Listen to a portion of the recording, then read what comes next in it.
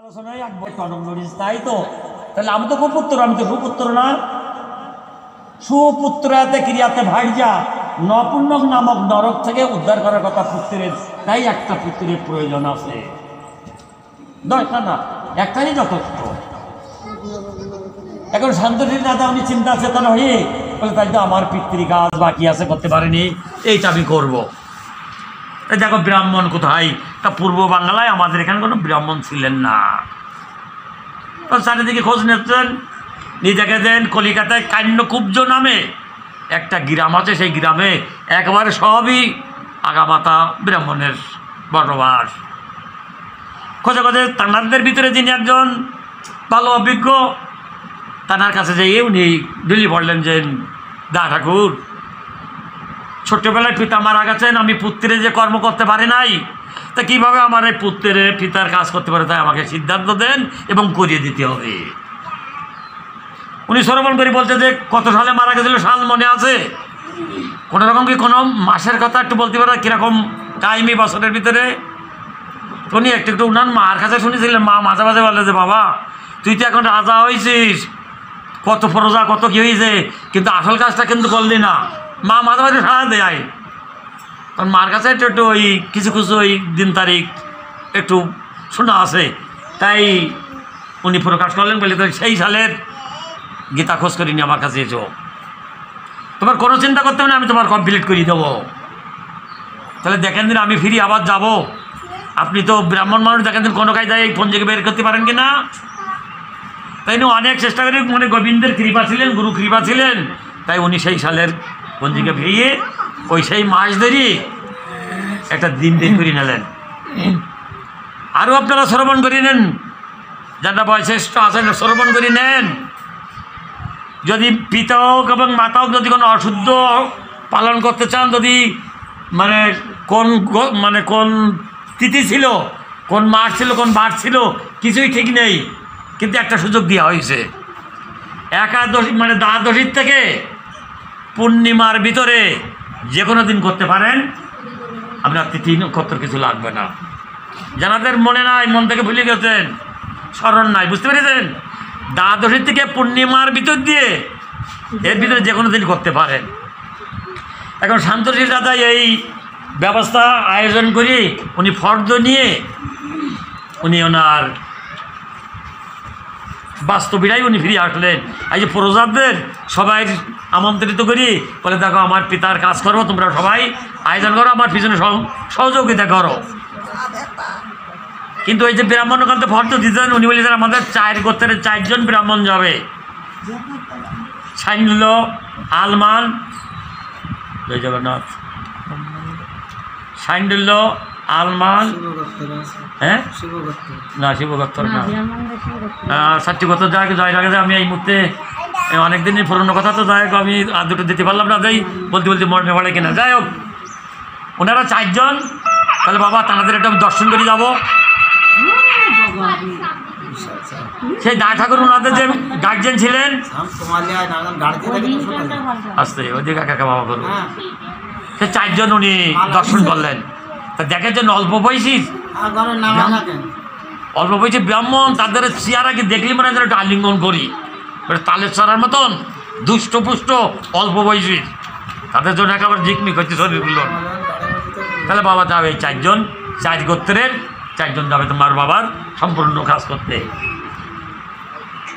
এখন আয়োজন হয়েছে, রাজসভা করা হয়েছে বিশাল, রাজার বাড়ি, বাবার অন্তত 40 বছর পরে এই শ্রাদ্ধ হচ্ছে, পুরনো কাজ আবার নতুন করা হচ্ছে, বিশাল আয়োজন। গেটে দারোয়ান রাখা আছে, তাহলে দারোয়ানকে বলে রেখেছে, দেখো 2টির থেকে 4টির ভিতরে তারা প্রবেশ করবে, তুমি এখানে দাঁড়ায় থাকো, তা ওনাদের ঢোকার আগে আমাকে ডাক দিও। দারোয়ান দাঁড়ায় আছে, ঠিক 3টি বাজতে ওনারা 4 জন চলে আসছেন। এটা কি শান্তশীল দাদার বাড়ি? তাহলে হ্যাঁ, তাহলে দ্বার খোলো, আমরা সেই ব্রাহ্মণ কান্যকুব্জ থেকে আসছি, তাহলে আপনারা একটু অপেক্ষা করেন, আমি একটু আসি। উনি শান্তশীল দাদার কাছে আসলেন যে, বাবু সেই ব্রাহ্মণরা এসে গেছেন, আমি কি দ্বার খুলতে পারি? তাহলে রাখো, আমি দেখছি। এখন উনি গেটের সাইডে ছোটো দরজা আছে, ওই ছোটো ছোটো যে আগে গুলি দর্শন করে নিচ্ছেন, তাকাই দেখেছেন আমি যে ব্রাহ্মণ দেখিয়াছিলাম, কিন্তু 4 জনের ভিতরে তার একজনও নাই, আর তেমন কারো চেয়ারাও নাই, ধরো না ঠাইনি, বেকা, কালো, ঠাইনি, কুজো। তখন উনি মাথায় দিয়ে বলছেন যে হে ভগবান, এত বড় আজকে অনুষ্ঠান হবে, আজকে অধিবাস, কালকে তো শ্রাদ্ধের কাজ হবে, কিন্তু এই যে ব্রাহ্মণ দেখিয়েছিলাম, কিন্তু এরা কোনো সিআইডি করতে আসছি না, বুঝতে পারছি না। আর রাজবুদ্ধি তো মানে নিচের দিকে মনটা চলে যাচ্ছে বেশি, তো কোনো রকম যেন ধরা না হয়ে যায়। তাকাই দেখা যায় সেই ব্রাহ্মণ একজন নাই এর ভিতরে। দিলকে বাবু গেট ছাড়েন, দাঁড় ছাড়েন। তখন রাজবুদ্ধি তো হঠাৎ ওনার মাথায় একটা বুদ্ধি আটকালেন, বুদ্ধি আটলেন। তখন দারোয়ানকে ডেকে বলছে যে তুমি এক কাজ করো, ওনাদের বলো কি দা ঠাকুর আমাদের এই যজ্ঞের সব কিছু আয়োজন কিন্তু আমাদের পুষ্পর অভাব হয়েছে। আপনারা তো বর্ণশ্রেষ্ঠ ব্রাহ্মণ, আমাদের মুখিত আগুন জ্বলে, তা আমাদের বাড়ির দক্ষিণ পাশে দেখেন একটা গুরল চাপা ফুল গাছ আছে, ওই গাছটা মারা গেছে, ওই গাছের থেকে ফুল তুলে নিয়ে আসেন। দেখেছেন, উনি চিন্তা করলেন ব্রাহ্মণ মুখে আগুন জ্বলবে, চেয়ারায় কী হবে যদি গুণ থাকে ভিতরে। ওনারা শোনা মানে বলার সঙ্গে সঙ্গে বলছে বাবা তোমাদেরকে দোয়ালা বাসই আছে, মানে বড় বাসই তালা আছে, তাই টানিয়ে দাও। কেন ওই যে গুরুল চাপা ফুল গাছটা নরম না, গুরুল চাপা ফুল গাছ আমাদের চিনা আছে, যে দেল পুজোর সময় শিবটা করে মাথায় দেওয়া হয়, গাছটা নরম না, পাতা চওড়া লম্বা। আর একটা বিরিঙ্গি আনিয়ে দাও, বিরিঙ্গি মানে জগ আনি দিলে ওনাদের একটা কল দেখাই দিলে, কলের থেকে জল নিয়ে আসি মন্ত্রপুত করি ওই গাছে ছিটাই দিলেন।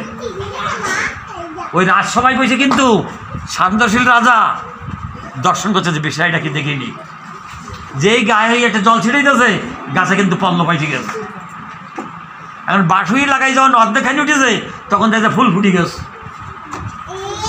গাছের বারোনা যখন উঠে গেছে তখন দেখে ফুল নিয়ে চাপে এরম বইল নিচে মুখো।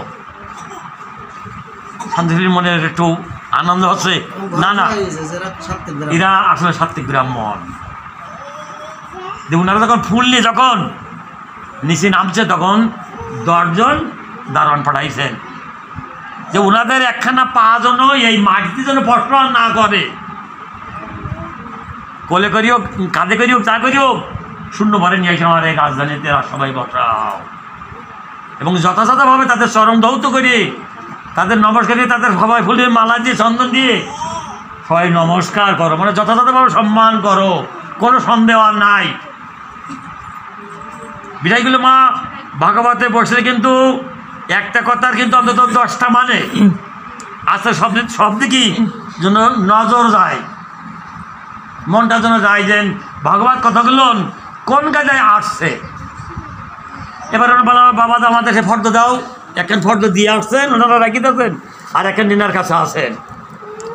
এই ফর্দ বের করিয়ে এই যে শ্রাদ্ধ যোগ্য হবে সব কিছু মালামাল ওনারা হাজির করে দিলেন, দিয়ে ওনারা অর্ডার নিয়ে কাজ শুরু করে দিলেন। আমি ছোটো করে নিয়ে আসছি। এই মতো অবস্থায় যখন যজ্ঞে শুরু হইল, প্রজারেরা এসে সেখানে মানে প্রণামী তন্ডুল সবজি মানে চাইলে এই ফালি আস্তে আস্তে ওখানে এই ফালি কারি হচ্ছে, এই পাড়াতে লোক বইছে, ওই পাড়ার লোক দেখা যাচ্ছে না। তাহলে কত বড় যজ্ঞ বুঝে নাও।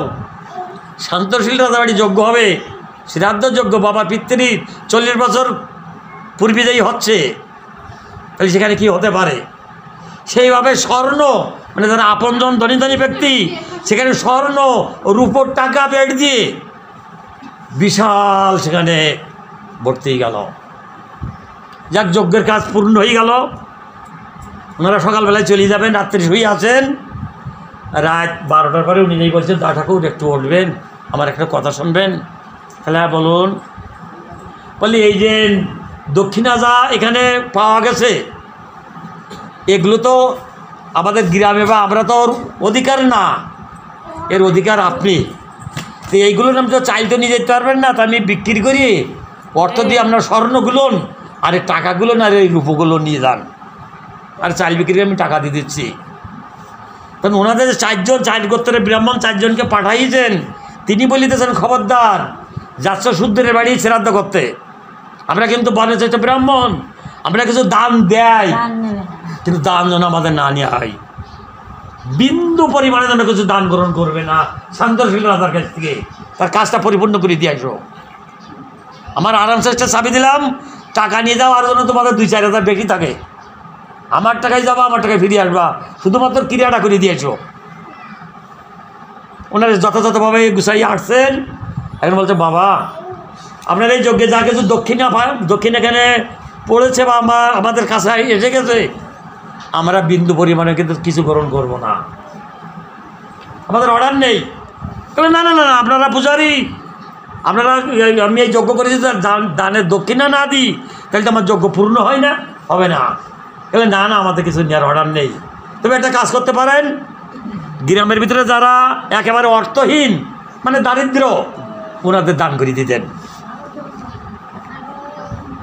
শান্তশীল রাজা চিন্তা করলেন আমি পূজা করাইছি মানে যজ্ঞ করেছি, এই যজ্ঞের দক্ষিণা যদি না দিতে পারি তাহলে আমার যজ্ঞ পূর্ণ হবে না। উনি আরেকটা বুদ্ধি আটকালেন, তাহলে দা ঠাকুর দক্ষিণা তো আপনারা নেবেন না, তা আপনাদের কান্যকুব যে মরুভূমি এলাকা, তা ওখানে আমরা গোবিন্দ সেবা দিতে গেলে তো দুর্বল লাগে, আপনি কিন্তু দুর্বল ব্যবহার করতে চাই না। এই দুর্বল কিন্তু 3টে পাতা থাকবে, শুনি রাখো মা, কথা না গেলে তো কথা আসে না পরপর। আমরা যে দুর্বল দিয়ে হয়তো আশীর্বাদ করি বা হয়তো ঘরের পরে দিই বা যেখানে যেখানে দিই, এই দুর্বল পাতা কিন্তু 3টে থাকবে। এই 3টি কে কে? ব্রহ্মা শিব, ব্রহ্মা শিব, ব্রহ্ম বিষ্ণু আর মহেশ্বর, এই 3 জন কিন্তু এই দুর্বল ভিতরে। তাও কীভাবে 18 অধিকার যাচ্ছি না, এই 3টে করে আমাদের কিন্তু ওই পাতা রাখতে হবে, আর নিচের দিকে কাইটি খাড়া করে ফেলতে হবে। তা বলে তো বাবা আপনাদের ওখানে দেখলাম তাই দুর্ব নাই, তাহলে আমি যদি আপনাদের একটাই করি দুর্ব, একটা তুলসী পাতার একটা ধূপকাঠি ধরাই যদি আপনাদের দক্ষিণা দিই, তা আপনাদের এটা নিতে কি গ্রহণ করতে কি অসুবিধা আছে? তো ওনারা দেখলেন না এতে কোনো ধাতু পদার্থ না, তো তা বাবা তুমি তাতে খুশি তো যাও, তাহলে তাই দাও। এখন ওই দা ঠাকুরের কাছে মত নিয়ে উনি প্রজাদের বলে দুর্বোতল মাঝখানের ওই মাজার মাথায় যে ওর ভিতরে মাছ আছে না, ওই মাছটা তুলি ফেল, প্রত্যেকটা দুর্বল যেন মাছ থাকে না যেন। স্বর্ণকারের কাছে গেলেন, এই বলছে বাবা আমাকে কিছু স্বর্ণ আকারে চুল তৈরি করে দিতে হবে, মানে চুল আকারে স্বর্ণ করে দিতে হবে। কীভাবে ফলে যে বোঝো মা, দুর্ব তুলি ফেলি মানে মাছ তুলি ফেলিতেছে, এখন ওই ওর ভিতরে সোনা ঢুকোচ্ছে, তার মতো চুলি মতো আগে তৈরি করি, ওর ভিতরে দুর্ব দিয়ে মাথাটা একটু সাকিয়ে গোড়াটা একটু সুতুলি দিয়ে মানে পেঁচাইয়ে মানে একটা পরিবেশ করি।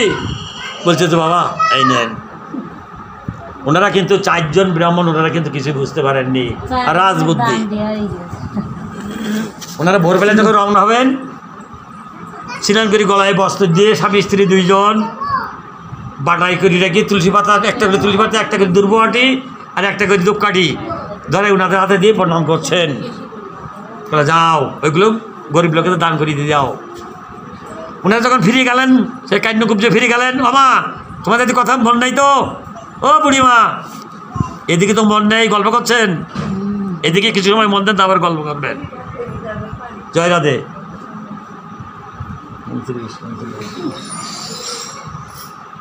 ওনারা ফিরে গেলেন, ফিরে গেলে যিনি পাঠাইছেন ওনাদের ভিতরে, যিনি মাতব্বর যিনি পাঠাইছেন, ওনাদের দারোয়ান দিয়ে ডাকালেন।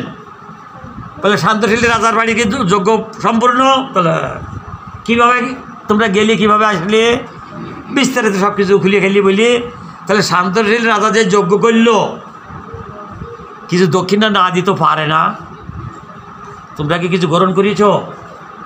বলে না না না না না আপনি তো নিষেধ করিয়েছেন। বলে বাবু সে যে টাকা মানে রূপোর টাকা সোনা দানা বেড দিয়ে যে আমরা 5 ফুট বেশি খেতে পারতাম, কিন্তু আপনি অর্ডার দিয়েছেন তো কিছু আনা যাবে না, তাহলে ভালো করে বুঝো কিছু আনি তো? না না আমরা কিছু আনিনি। তো না আরেকজন দারোয়ান পাঠাইছে নিকটতম, বলে দেখো যে কিছু আনিনি ওনার হাতে করি, এটা তুলসী পাতা কি দেয়নি? তাহলে হ্যাঁ একটাই করি দুর্বোধ আছে, তাহলে আনো সেই দুর্বল রাখো, এই টেবিল পরে টেবিল পরে রাখলে উনি নিজে হাতে ওই দুর্বল মাথার পাশা ধরি এই বলে টানছে মানে ভাগ করছেন, প্রত্যেকটার ভিতরে দেখা যায় স্বর্ণ। তাহলে কী ব্যাপার? আমরা দান দিই, হাত উবুল করি, কিন্তু হাত শীত করি, আমরা তো শুদ্ধির দান গ্রহণ করি না। আমাদের এই সমাজটাই নষ্ট করেছো। তা যাও যা করেছো ভালো করেছো, 24 ঘন্টা টাইম। এই 24 ঘন্টার ভিতরে কান্য কুব্জ ছেড়ে চলে যেতে হবে, আর না তোমাদের কিন্তু মৃত্যুদণ্ড দিয়ে হবে। সময় কিন্তু 24 ঘন্টা। ব্যবস্থা তৎকালীন ব্যবস্থা ছিলেন এই মতো অবস্থায় ওনারা 24 ঘন্টার ভিতরে তলবিতলা তুলে উনি আবার সেই শান্তটি রাজার কাছে আসলেন। এসে গেলেন, রাজামশাই আপনি যা করেছেন ভালো করেছেন, এখন আমাদের জায়গা দেন। বলে এই তো আমি চাচ্ছি, চল আমরা পুজো পার্বণ বিয়েটা মানে কিছু করতে পারতেছি না, আমরা তো চাচ্ছি। ঘোষণা দিয়ে দিলেন, 4খান গ্রাম মানে 4টে রাজপিরাটা ছাড়িয়ে দিলেন। প্রজাদের বলে দিলেন তোমরা ওনাদের কাপড় চোপড়গুলো কাইছে কুচিয়ে একটু গুছাই কাছাই দাও। দিলে কথা না আমায় কারো ছোঁয়া লাগবে না কিছু, তোমাদের আমরা সব কিছু করিয়ে নেবো। তা প্রতিদিন যে অর্ডার আসছে যে শ্রাদ্ধ পুজো পার্বণ মানে ইত্যাদি ইত্যাদি ওনাদের যে কর্ম, তো ওনারা 10টা করে করলেও করতে মানে কমাইতে পারতেছেন না। তাই শান্তী দাদা বলছেন, বাবু আপনারা তো করি পাচ্ছেন না, তা একটা কাজ করবেন। আমাদের লোক উনুন খুঁচিয়ে উনুন মানে গোবর দিয়ে পাড়িয়ে কাঠগুলো ধুয়ে রোদে দিয়ে শুকোইয়ে আমরা উনুন পিঠে তুলে দিক, জামা কাপড়গুলো কাচিয়ে দিক, দিয়ে শুকোই গেলে আপনারা নেন, তাতে কি কোনো অসুবিধা হবে? কারণ অযথা পরিশ্রম হয়ে যাচ্ছে তো। বলছে না তা দাও, আপনার কোনো অসুবিধা নেই। কিন্তু আগের দিনই ছিল সহমরণী, স্বামী মারা গেলে স্ত্রীর সঙ্গে দিতে তো। আর রাজা রামমোহন রায়ের আমলে ছিল, যখন বল্লাল সেন আসলেন ওনার জামাতা মারা গেলেন, তাহলে না এই প্রথা পরিবর্তন, বাল্য বিধুবরদের বিবাহ হবে, ওই এক সিটে দেওয়া হবে না। হরিদাস ঠাকুরের কথা শোনা হয়েছে না, আমরা কীর্তন করেছি তার বেনাপোল। ওনার হরিদাসের যখন 2 মাস বয়স, ওনার বাবা 3 দিনে জ্বরে মারা গেলেন, ওনার মাকে ওই একই সীতায় দেওয়া হয়েছিল, এই ব্যবস্থা ছিল। কিন্তু বল্লাল সেন যে পরিবর্তন করলেন না, বাল্য বিধুবরদের বিবাহ হবে, ওখানে ওই সমরণ বন্ধই গেলেন। তার বলতে দা ঠাকুর আমাদের গ্রামে অনেক তো ছোটো ছোটো বাল্য বিধবা আছে, তা আপনাদের এই কাজগুলো করে দিক। তাহলে তা দিক। কিছুদিন পরে উনি চিন্তা করলেন যে আরও বিস্তারিত করতে হবে। তাহলে বাবু সমাজে কোথায় কী হবে না হবে, তা আপনারা 4জনকে বিবাহ করি নেন, তাহলে আপনি অনুমতি দিলে আমরা করতে পারি। তাই করলেন। জানি রকম আজও পর্যন্ত ব্রাহ্মণের নারীদের ওই নারায়ণ শিলা ছুটি দেয় না, নিষেধ। নারীরা আছে শূদ্র। বুঝতে পেরেছ সমাজটা কেমন ছিল আর এখন তিনি কেমন? যারা দামি অধিকার যাচ্ছেন এটা পাঠ হবে। হ্যাঁ, তাই অসহজটা কখন, যখন আমাদের এই মনের ভিতরে মায়া থাকবে, চারদিকে যখন মুখের মধ্যে জ্বলিয়ে উঠবে ততক্ষণ কিন্তু